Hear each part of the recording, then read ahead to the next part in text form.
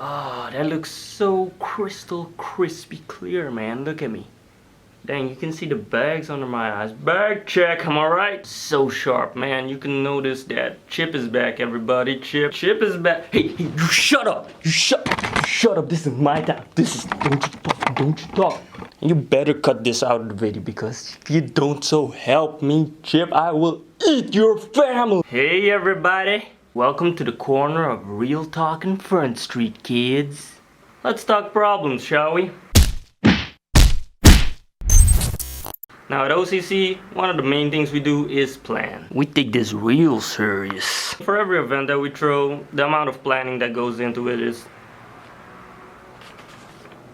Dude, this can't be in the script, man. Not be in the script. Are you serious? This is so played out. I'm not doing this. For every event that we throw, the amount of planning that goes into it is insane. Wait for it. We always have a plan A, B, C, and so on. And plan A is usually pretty ridiculous. That's the kind of stuff that we put in there, you know, for like if we win the lottery or something like that. Just stuff that's out of our reach, but if by some miracle we can make it happen, we totally will. Then there's plan B, and C, and so on. I mean, you guys probably understand how this works. The point is, we always have a backup plan. And a backup plan for the backup plan. And each backup has little baby backups.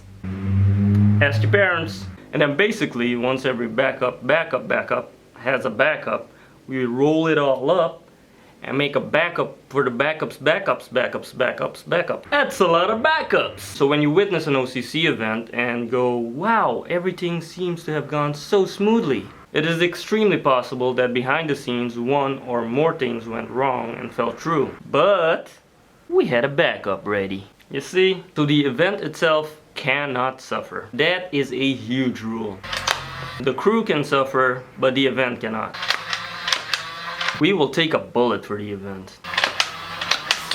Although anyone shooting at us because of an event might have deeper psychological issues that they may want to work on by themselves first. Speaking of mental problems, let's talk about Asylum 3. Last year's Asylum was the biggest yet, and it was... Really? Well, you know, dude, new material. We laid everything out, made a blueprint and everything, and we had a bigger audience than the previous year. I mean, it was a full house. Doing Olsen Twins?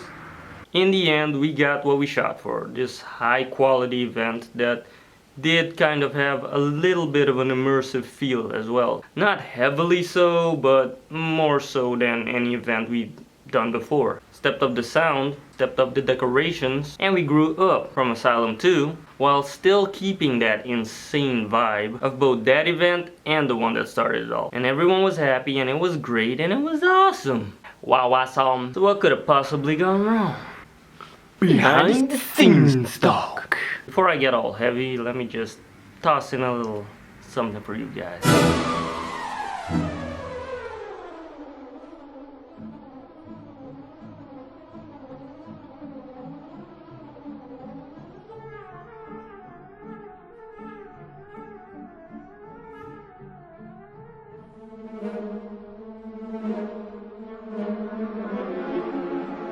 Alright, so first off, hey, when did that happen?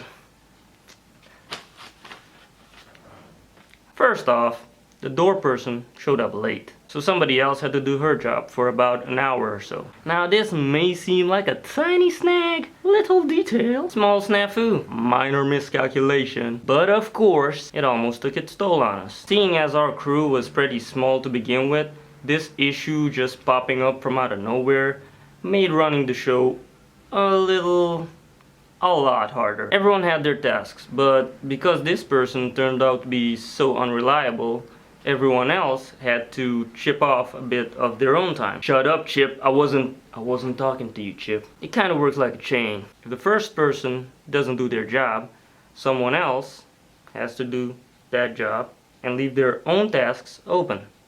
Then someone else has to do that one, and so on. The original door person did show up later, but they had a bad day or something. Thing is, they insisted on working. So we were like, hey, you seem a little ticked off or troubled. You sure you want to do this? And they be like, nah, I'm fine, I got this. So we're like, oh, so you're gonna do what you said you would do in the first place. Cool. Glad that worked out. But of course, kids, things are never that easy, are they? Turns out that this person just didn't give a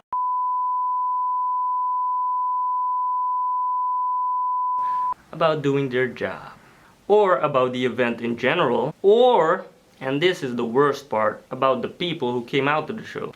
And we just had a lot of issues with this person. We had a system in place to like track the amount of people that came in, right? Well, that system went out the window when this door person forgot to ask for more wristbands when they ran out. Simple task.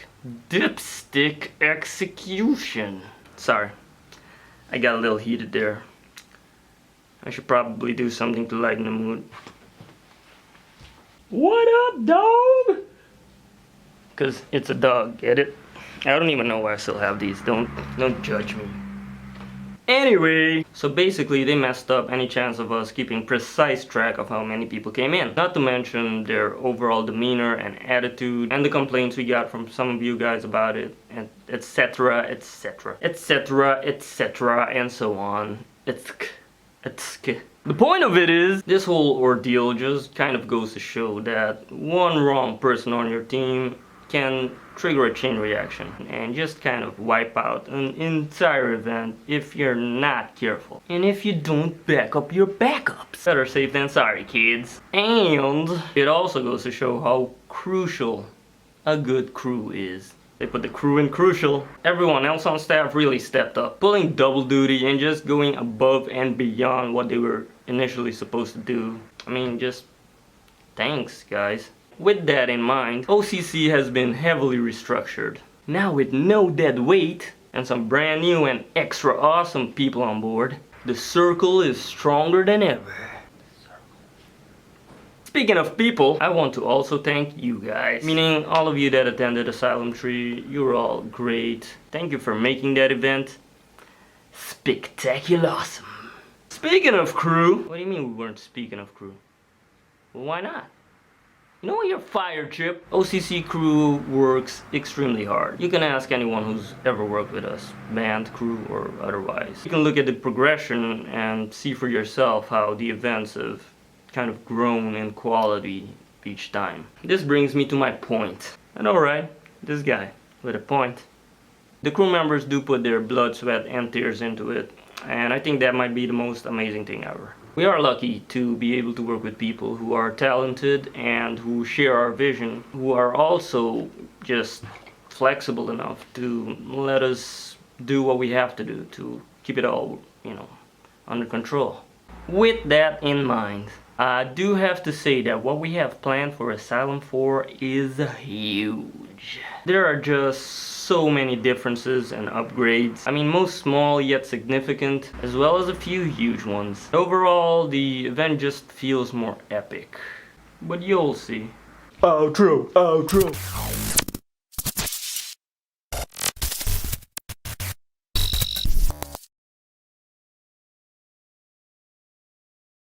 This person just didn't give a I don't know what I'm gonna say right now, but I'm just gonna say stuff and you're gonna think I'm saying bad stuff about doing their job.